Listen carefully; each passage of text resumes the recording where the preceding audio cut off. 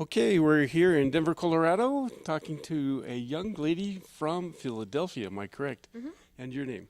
My name is Nicole Kligerman, and I work as a community organizer at New Sanctuary Movement of Philadelphia. Great. And what does New Sanctuary Movement do?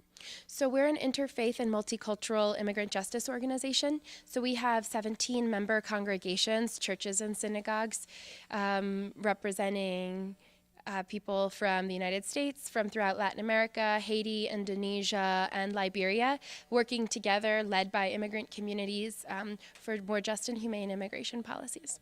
And why are you in Denver?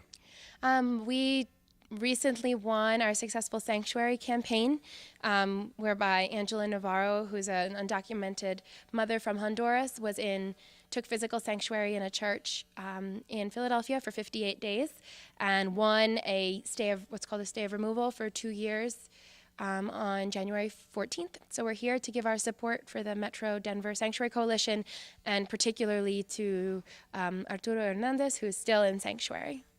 So do you really think that when people go into sanctuary that this actually helps their case? I think we wouldn't have won without a campaign. Angela had lived with a deportation order for 10 years, and the ICE office in Philadelphia is quite difficult. We heard they're denying a lot of stays of removal. So organizing the immigrant and citizen community in what became a nationally prominent campaign, I think, was critical in halting her deportation order. And I was listening in on an interview you did in Spanish, and you were talking about the organizations.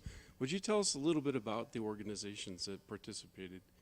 Sure. So we are an immigrant justice organizing group working with congregations throughout Philadelphia.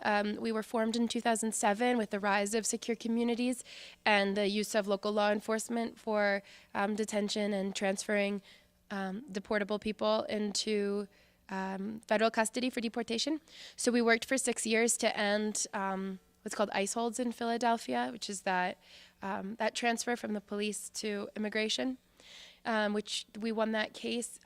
We won that campaign in April of last year. And now even people with criminal convictions aren't deported out of jail in Philadelphia. We're also working on a statewide campaign for licenses for undocumented people in Pennsylvania, and of course, Angela's Sanctuary campaign. And you were saying that you had the support of several mayor organizations and other organizations? So Angela received support of 11 city council people in Philadelphia. A congressman had a public petition with over 6,000 signatures and got 200 letters, individual letters of support from clergy throughout Philadelphia and the whole country. So you don't have to go into sanctuary to participate with you guys if you're an immigrant, No. right? There are other ways to participate. Of course.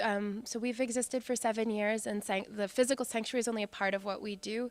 Our organizing model is that our immigrant members choose and lead of all of our campaigns, and citizens organize in solidarity for them for more just and humane immigration policies that reflect our faith values of justice, dignity, and hospitality for everybody, regardless of their immigration status.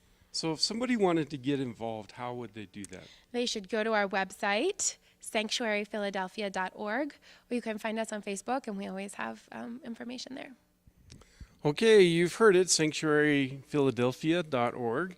If you're an immigrant and you're having trouble, this is an organization that will at least support you. And obviously, Angela probably had a good attorney as well. Yes. But it's the community that supports the immigrants that gets the job done.